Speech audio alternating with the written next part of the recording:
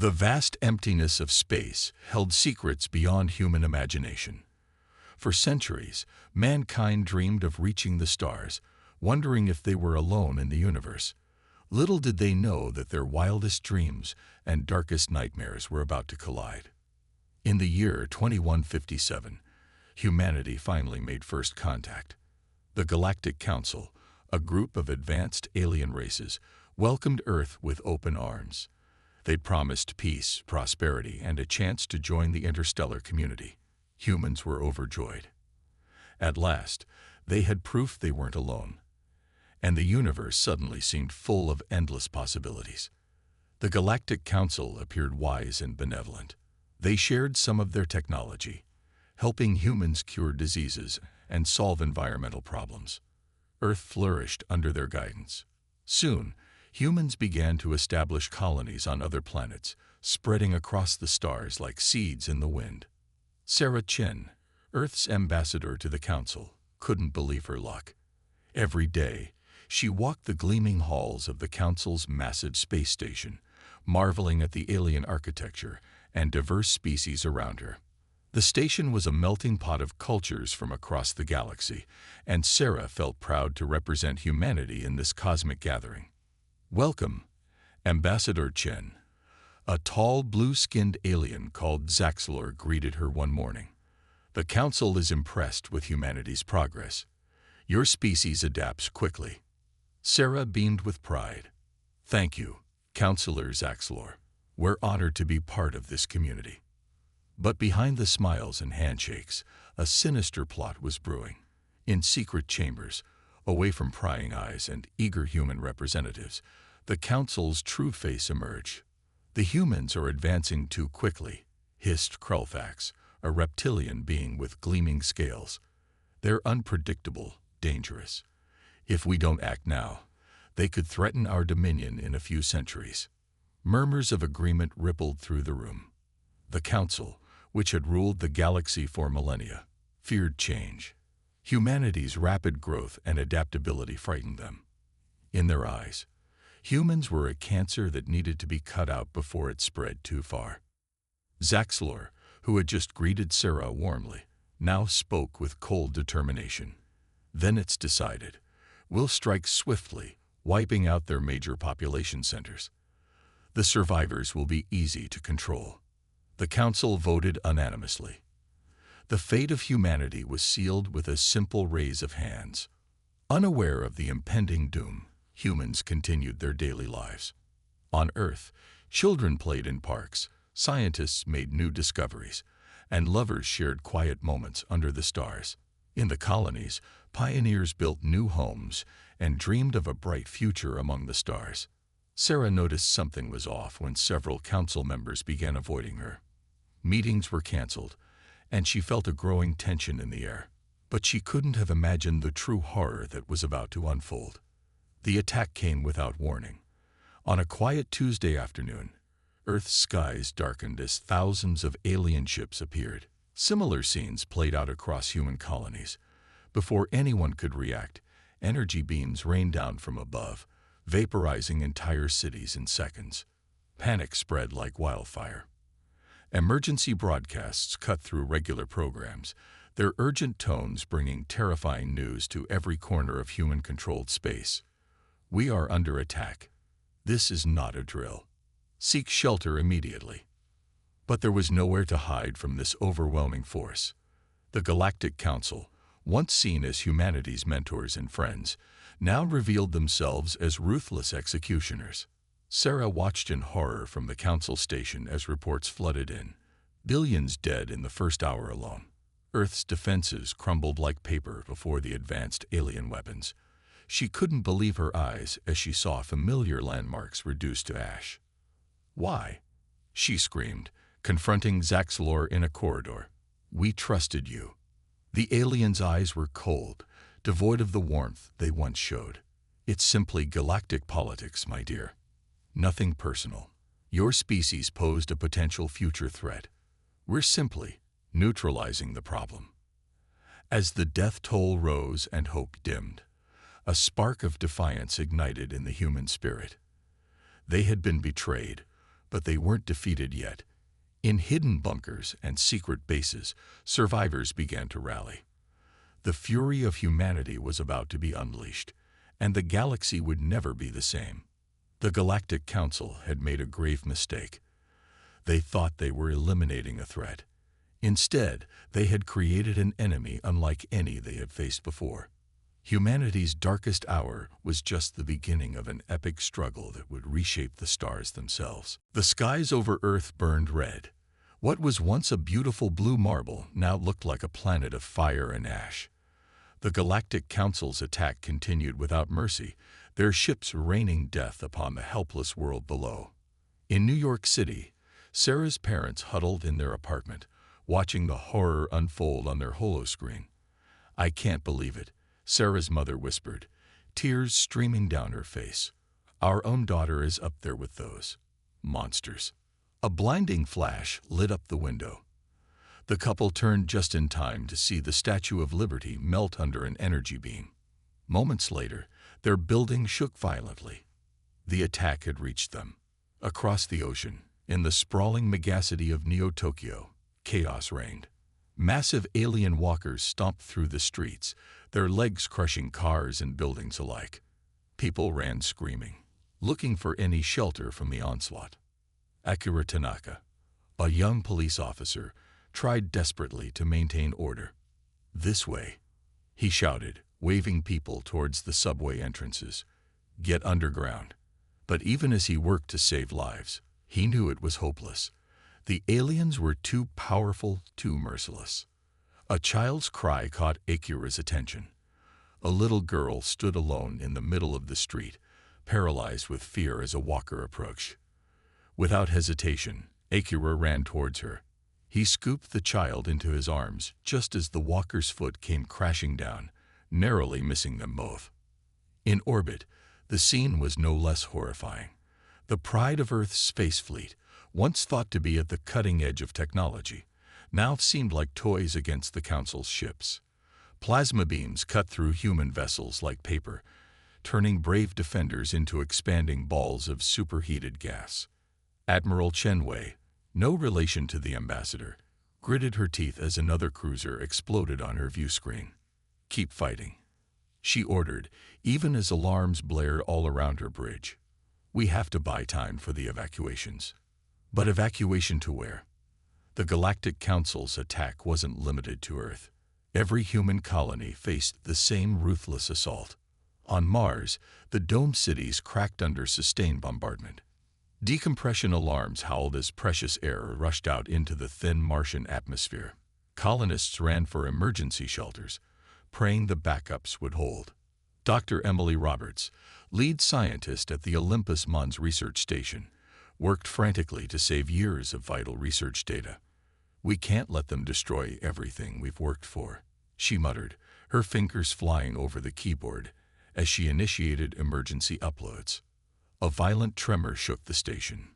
Dust and small debris rained down from the ceiling. Emily looked up, her eyes wide with fear. The dome was failing. She had only moments left. Back on Earth, pockets of resistance tried to fight back. In the ruins of London, Royal Air Force pilot James Collins climbed into the cockpit of his fighter jet. The airfield around him was a scene of utter devastation, but a few planes had survived in hardened hangars. "Tally-ho, lads," James said grimly as he fired up the engines. "Let's show these alien bastards what humans are made of." The remaining squadron took off, racing towards the massive council ships that loomed over the burning city. It was a suicide mission, and they all knew it. But humanity wouldn't go down without a fight. In Washington, D.C., or what was left of it, the few surviving government officials gathered in a deep underground bunker. The president, her face ashen and clothes covered in dust, addressed the room. "We are facing extinction," she said, her voice hoarse but determined. "But we will not surrender. Humanity has faced dark times before, and we have always persevered. We will find a way." Even as she spoke, more cities fell. The Council's attack was ruthlessly efficient, targeting major population centers, military installations, and seats of government.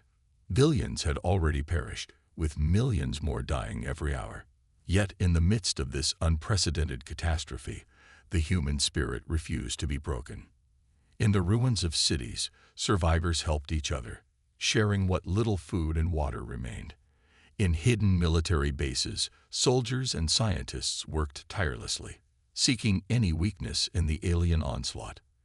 And in the depths of space, on distant colonies and secret outposts, those who had escaped the initial attack began to rally. The massacre had begun, but humanity's story was far from over. The Galactic Council had unleashed a fury they couldn't imagine, and the universe would never be the same. The dust began to settle, but the nightmare was far from over. Survivors emerged from the rubble, their eyes wide with shock and disbelief. The world they knew was gone, replaced by a hellscape of destruction and death. In what was once Central Park, New York, a group of shell-shocked survivors gathered. Among them was Mike, a former Wall Street banker. His expensive suit was now tattered and covered in dust. He stared blankly at the smoldering ruins of skyscrapers. "I had everything," he mumbled. "Money, power, and now it's all gone. All of it." A young woman named Zoe put a comforting hand on his shoulder. "We're alive," she said softly. "That's what matters now." Across the ocean, in the remains of Paris, French President Amélie Dubois addressed her nation from a makeshift broadcast center. Her voice cracked with emotion as she spoke. "My fellow citizens, we have suffered a blow unlike any in human history, but we are not defeated. We will rebuild. We will survive. Vive la France! Vive l'humanité!" Her words were broadcast across what remained of the global communication network. In bunkers, shelters, and hidden corners around the world, survivors clung to her message of hope. On the lunar colony Armstrong Base, Dr. Yuki Tanaka watched the broadcasts with growing horror. The base had been spared from the initial attack, possibly overlooked due to its small size. Now it had become an impromptu command center. "We need to coordinate," Yuki said to the assembled group of scientists and administrators. "Earth needs us now more than ever." Meanwhile, in orbit around Jupiter, the deep space research vessel Galileo received the delayed news of Earth's devastation. Captain Elena Rodriguez read the message aloud to her crew, her voice trembling. "My God," whispered First Officer David Chen. "My family. They were in Singapore." Elena placed a hand on David's shoulder, fighting back her own tears. "We're going back," she declared. "Humanity needs every one of us now." Back on Earth, the few functioning governments tried desperately to organize relief efforts. In the Australian outback, now serving as a temporary capital, Prime Minister Jack Howard coordinated with military leaders. "We need to account for every survivor," he said, his face gaunt from sleepless nights. "And we need to start planning our response. This isn't over." In hidden military bases around the world, the remnants of Earth's armed forces regrouped. General Sarah Blackwood addressed her troops in an underground facility beneath the Rocky Mountains. "We've been bloodied, but we're not beaten," she said, her eyes blazing with determination. "The aliens think they've won. We're going to show them how wrong they are." As governments and military leaders planned, ordinary people grappled with the new reality. In a refugee camp outside the ruins of Rio de Janeiro, Maria cradled her newborn son. She had given birth during the attack, in a subway station turned shelter. "I'm going to name him Phoenix," she told the doctor who had helped deliver him, "because from these ashes, humanity will rise again." The Galactic Council, confident in their victory, began to establish control over the devastated planet, but they had underestimated the human spirit. In the depths of an ancient bunker beneath the Sahara, a group of hackers worked tirelessly to breach alien communications. "If we can understand them, we can fight them," said Amir, his fingers flying over a keyboard. On the far side of the moon, hidden from both Earth and the alien fleet, a secret base stirred to life. Project Lazarus, a last-ditch contingency plan, was activated. Dr. Emily Sato looked at the rows of experimental weapons and ships. "We didn't want to believe we'd ever need these," she said to her team. "But now, they're our last hope." As grief and shock gripped humanity, something else began to stir, a burning anger, a thirst for vengeance that would reshape the galaxy. In the hearts of every survivor, a flame was ignited. An alien observer, watching the humans from orbit, noticed something peculiar. Instead of the expected chaos and infighting, the survivors were coming together, helping each other, organizing. "Curious," the alien muttered.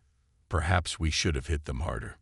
It was a miscalculation that would cost the Galactic Council dearly, for in their arrogance, they had awakened a fury unlike anything the galaxy had ever seen.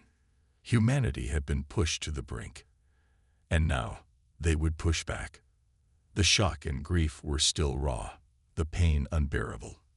But beneath it all, a steely resolve was forming. Humanity would survive. Humanity would fight back. And the Galactic Council would learn the true meaning of fear. In the shadows of a ruined world, hope began to take shape. Humanity, battered but unbroken, started to fight back. Deep beneath the Rocky Mountains, in a bunker unknown even to most of the military, Operation Phoenix was born. General Sarah Blackwood stood before a group of Earth's brightest minds, scientists, strategists, and soldiers who had survived the initial onslaught. "Ladies and gentlemen," she said, her voice echoing in the cavernous room, "we are all that stands between humanity and extinction. But we have something the Galactic Council doesn't expect: the will to survive against all odds." Dr. Alan Chen, a brilliant physicist, stepped forward. "We've been analyzing the alien tech from the wreckage. Their weapons are advanced, but not unbeatable. We can adapt." In the corners of the room, holographic displays flickered to life, showing schematics of new weapons and defense systems. The survivors leaned in, hope glimmering in their eyes for the first time since the attack. Meanwhile, in the vast underground cities of Mars, colonial governor Zara Dillon rallied the remnants of humanity's off-world presence. "Earth has fallen," she announced to the grim-faced crowd. "But Mars still stands. We will be the spark that reignites the flame of resistance." Martian factories, originally designed for terraforming equipment, were quickly retooled. They began producing advanced drones and AI-controlled fighters, capable of outmaneuvering the alien ships. Back on Earth, in the dense jungles of the Amazon, a different kind of resistance was taking shape. Captain Miguel Santos led a group of guerrilla fighters, using the forest as cover to strike at alien patrols. "We hit fast, we hit hard, and we disappear," Miguel instructed his team. "Let them fear the shadows." Their tactics were primitive compared to the alien technology, but effective. The Galactic Council forces, used to open warfare, found themselves bogged down in an unwinnable game of cat and mouse. In orbit, the remnants of Earth's space fleet regrouped around the Jupiter station. Admiral Chen Wei, who had survived the initial attack, now led a daring plan. "We can't match their firepower," she told her officers, "but we can outsmart them. Operation Trojan Horse begins now." Using salvaged alien tech and human ingenuity, they began modifying their ships to mimic Galactic Council vessels. It was a dangerous gambit, but it was working. Slowly, they began to infiltrate the alien fleet. On the far side of the moon, Dr. Emily Seto's team at Project Lazarus made a breakthrough. "We've cracked their communication encryption," she announced, her eyes wide with excitement. "We can listen in on their plans, maybe even feed them false information." This intelligence became the lifeblood of the resistance. Human forces, though outnumbered and outgunned, began to win small victories. Each success, no matter how minor, fanned the flames of hope. In the ruins of London, a young hacker named Alex discovered something incredible. "Their eye," he explained to his resistance cell, "it's not as advanced as we thought. There are vulnerabilities we can exploit." Word spread through the hidden networks of the resistance. Slowly, carefully, they began to plant seeds of chaos in the alien systems. The Galactic Council, initially confident in their victory, found themselves facing an enemy they couldn't understand. Human resilience, creativity, and sheer determination confounded their strategic models. In a secret council meeting, the alien leaders argued. "How are they still fighting?" demanded Krulthax, his scales bristling with frustration. "We destroyed their major cities, their governments." Zaxlor, once the face of the council to humanity, looked troubled. "We may have miscalculated. These humans, they're unlike any species we've encountered."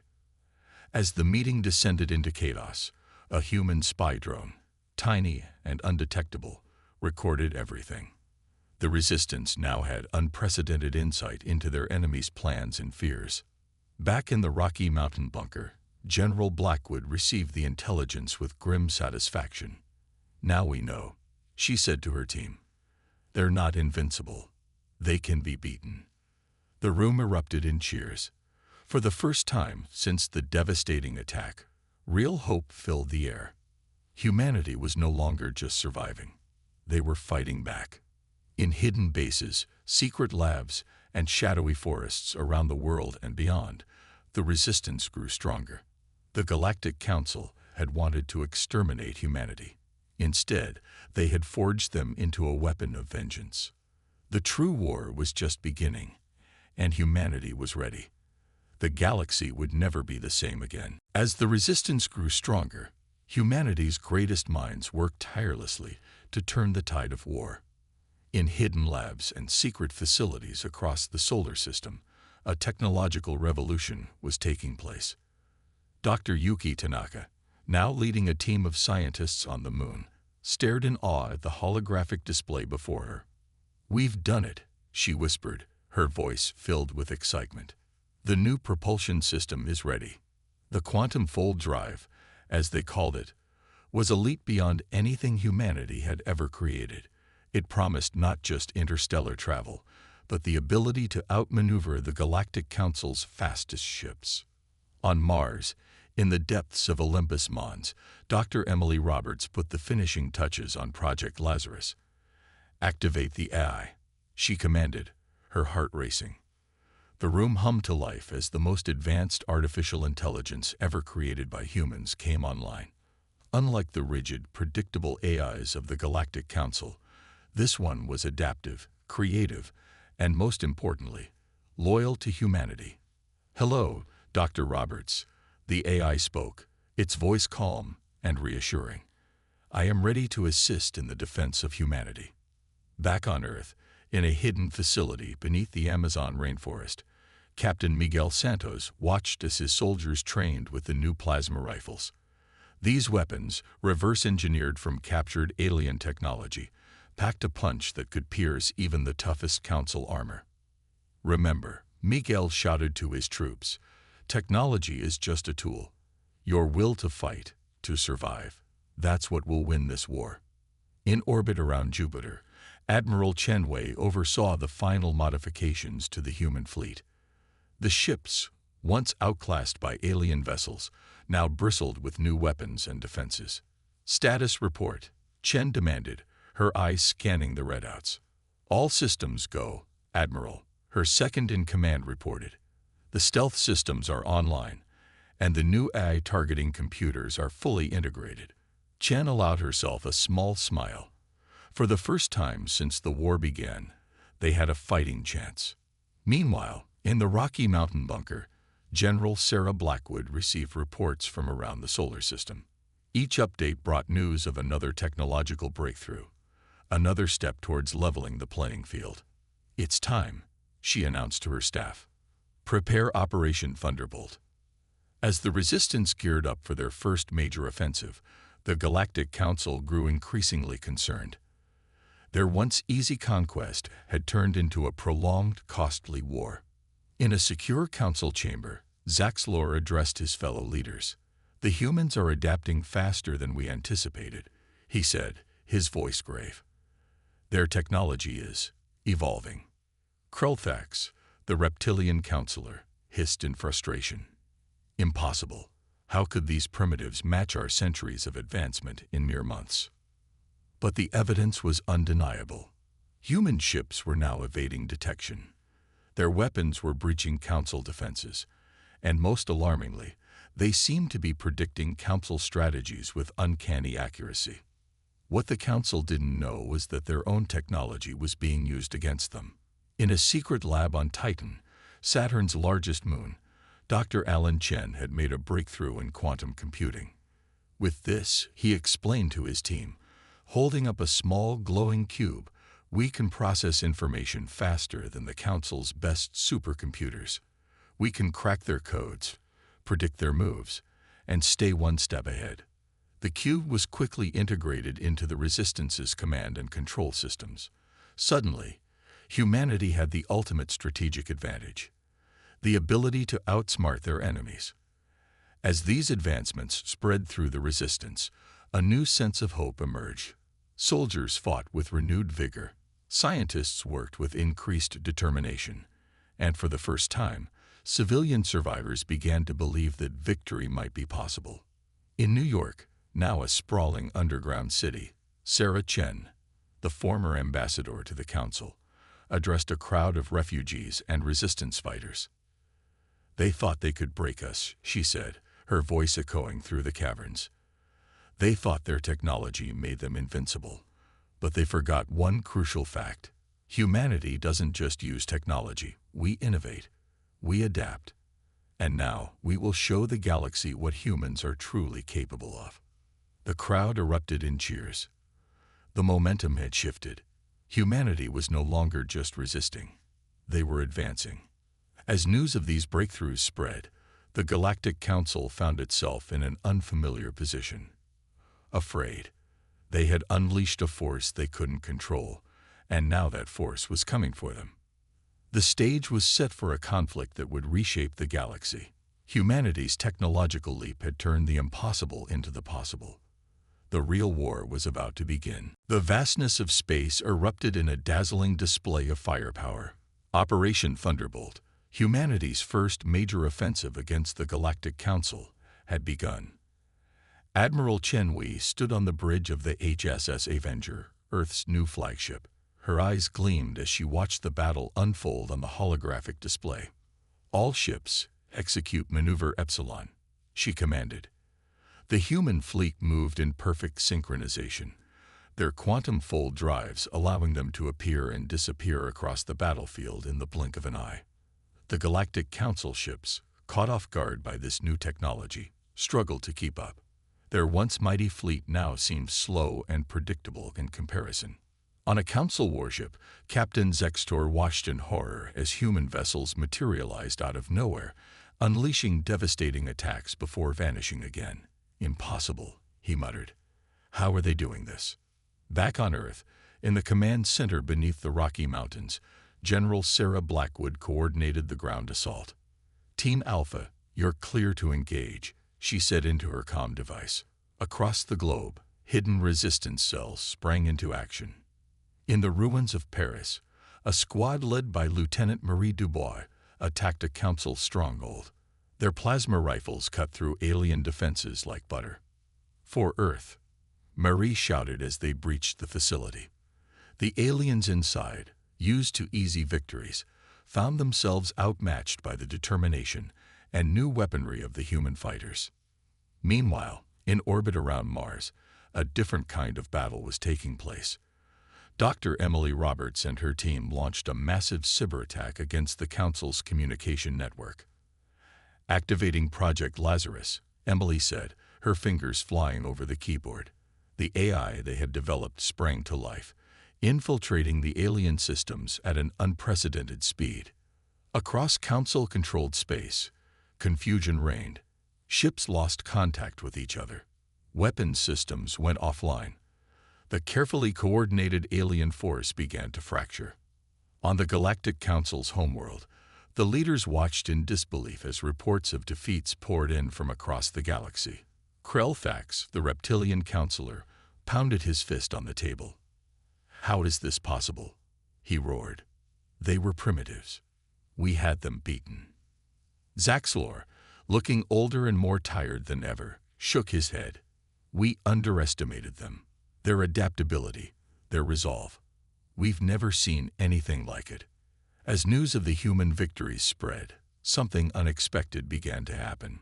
Some of the younger races in the Galactic Council, long chafing under the old guard's rule, began to side with humanity.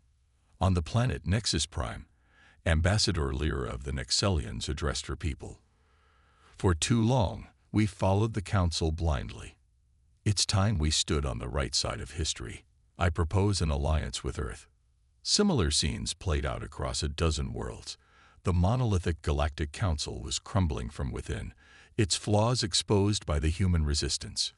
Back in the space battle, Admiral Chen Wei pressed the advantage. All ships, target the enemy flagship, she ordered. The human fleet converged, their advanced weapons overwhelming the alien vessel's defenses. In a brilliant explosion, the Council's flagship disintegrated. A cheer went up across the human channels. It was more than just a military victory. It was a powerful symbol. The invincible Galactic Council could be beaten. On Earth, survivors emerged from underground shelters to see human ships reclaiming the skies. In New York, Sarah Chen addressed a jubilant crowd. Today, we've shown the galaxy what humanity is capable of, she said, her voice choked with emotion. But this is just the beginning. We won't stop until every human world is free, and those responsible for the massacre are brought to justice. The crowd roared its approval. The tide had turned. Humanity, once on the brink of extinction, was now poised to reshape the galaxy. As the battles raged on, the Galactic Council found itself fighting a war on multiple fronts. Their own member races were rebelling, inspired by Earth's example. Their technological advantage had been neutralized. And worst of all, they faced an enemy whose spirit they couldn't break. In the depths of space, on the borders of Council territory, the SS Avenger prepared to jump to its next target. Admiral Chen Wei looked at her crew, determination etched on every face. "Next stop," she said, a fierce grin on her face, "the Galactic Council's homeworld. It's time we end this war once and for all." The quantum fold drive hummed to life, and the ship disappeared in a flash of light. The final battle for the fate of humanity and the galaxy was about to begin. The Galactic Council's homeworld, once a symbol of power and authority, now trembled under the approaching human fleet. Admiral Chen Wei stood on the bridge of the HSS Avenger, her eyes fixed on the gleaming planet below. "All ships, prepare for final approach," she commanded. "Remember, we're here for justice, not revenge." On the planet's surface, panic gripped the alien population. The Council leaders, once so confident in their supremacy, now scrambled for escape ships. Krelfax, the reptilian counselor, snarled at his peers. "We must stand and fight. We cannot let these humans." His words were cut short as the chamber's doors burst open. A team of human special forces, led by Captain Miguel Santos, stormed in. "By the authority of Earth and its allies," Miguel announced, his voice firm, "you are under arrest for crimes against sentient beings." One by one, the Council leaders were taken into custody. Zaxlor, the last to be apprehended, looked at Miguel with a mix of fear and curiosity. "You could have destroyed us completely," Zaxlor said. "Why didn't you?" Miguel's expression was grim but determined. "Because we're better than that. Justice will be served, but through fair trials, not massacre." As news of the Council's capture spread, celebrations erupted across the galaxy. On Earth, crowds poured into the streets of rebuilt cities. In New York, Sarah Chen addressed a massive gathering in Central Park. "Today marks not just the end of a war," she proclaimed, "but the beginning of a new era. We've learned that we're not alone in the universe, and now we have the chance to build a better galactic community." On Mars, Dr. Emily Roberts and her team watched the broadcasts with tears in their eyes. Their work on Project Lazarus had been crucial to the victory. "We did it," Emily whispered, hugging her colleagues. "We actually did it." In the following weeks, representatives from Earth and its allies gathered to form a new galactic alliance. The old Council chamber, once a place of oppression, was transformed into a forum for cooperation and understanding. Admiral Chen Wei, now serving as Earth's representative, stood before the assembled delegates. "We propose a new structure," she said, "one based on mutual respect and the rights of all sentient beings. No single race should dominate others." The proposal was met with enthusiastic approval. Species that had long been marginalized under the old council now found their voices heard and valued. Meanwhile, on Earth, the process of rebuilding continued.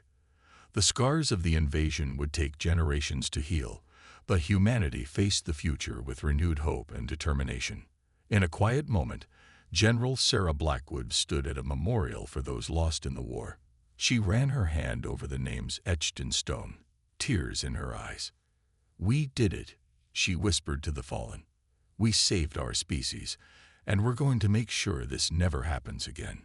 As Earth took its place as a major galactic power, changes rippled across the cosmos. The technology developed during the war was now being used for exploration and cooperation. The quantum fold drive allowed for unprecedented exploration of the universe. Dr. Yuki Tanaka, leading one of the first joint species exploration missions, marveled at the wonders they discovered.